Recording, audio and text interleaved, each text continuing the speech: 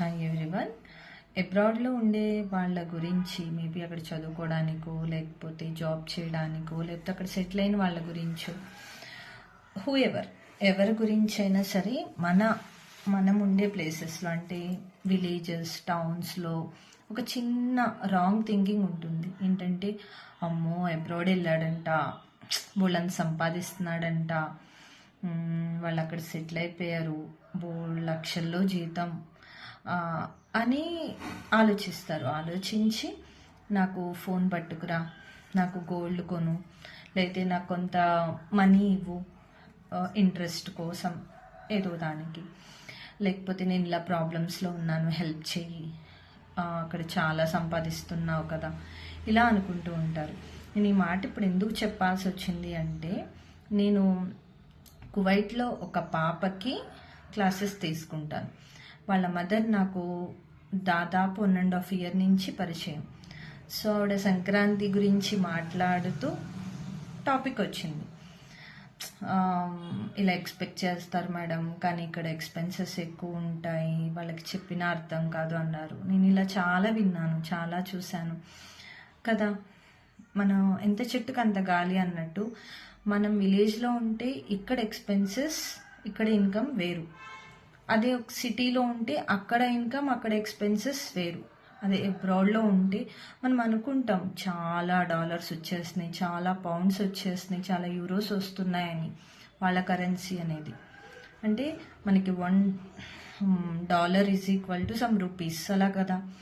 So అమ్మో అంత వస్తుంది అని అనుకుంటారు, కానీ అంత ఎక్స్పెన్సెస్ ఉంటాయి అనే ఆలోచన చాలా తక్కువ మందికి ఉంటుంది. అక్కడికి వెళ్ళిన వాళ్ళకి, వాళ్ళ గురించి తెలిసిన వాళ్ళకే అది బాగా అర్థమవుతుంది. ఒక పర్సన్ వేరే కంట్రీకి, అబ్రాడ్, అమెరికా అయినా, ఆస్ట్రేలియా, లండన్, దోహా, కువైట్ ఎక్కడికి వెళ్ళాలన్నా వాళ్ళ బ్యాంక్ అకౌంట్లో సమ్ బ్యాలెన్స్ ఉండాలి. వీసా రావడానికి చాలా ప్రాసెస్ ఉంటుంది. అలాగే ఒక అమ్మాయి ప్రెగ్నెంట్ అయ్యి డెలివరీ అయ్యి ఆ బేబీని ఇక్కడికి తీసుకురావాలన్నా, ఇక్కడ వాళ్ళు అక్కడికి వెళ్ళాలన్నా ప్రాసెస్ ఉంటుంది. వాళ్ళు కొన్ని లక్షలు ఖర్చు పెడతారు వీసా రావడానికి. ఇక్కడలాగా అంటే ప్రతి చిన్నదానికి వెంటనే మనకి ఒక పేమెంట్ లాగా ఉంటుంది. అంటే వెంటనే మనకి వీసా పెండింగ్లో పెట్టడము, లేకపోతే వెంటనే మనం దానికి ఒక సంజాయిషి అనేది, ఎక్స్ప్లెనేషన్ అనేది ఇచ్చుకోవాల్సిన పరిస్థితి ఉంటుంది. అలాగే మనకి ఇక్కడ ప్రతి ఒక్కళ్ళు హెల్ప్ చేస్తారు.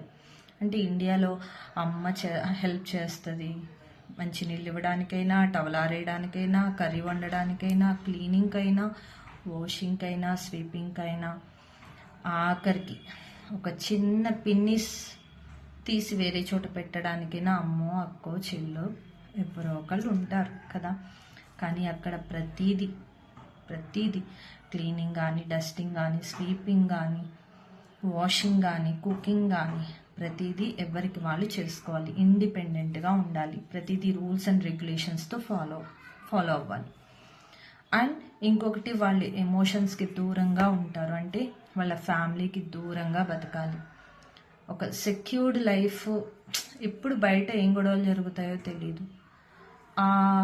ఆ కంట్రీ అధ్యక్షులు ఎప్పుడు ఎలాంటి రూల్స్ పెడతారో తెలీదు కదా.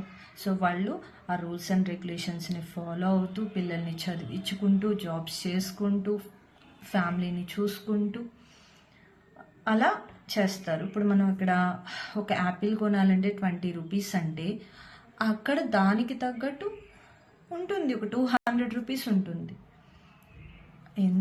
ఇప్పుడు బెంగళూరులో ఒక కాస్ట్ ఉంటుంది, అదే ప్రోడక్ట్ మనం ఒక పల్లెటూరులో కొనాలి అంటే ఒక కాస్ట్ ఉంటుంది.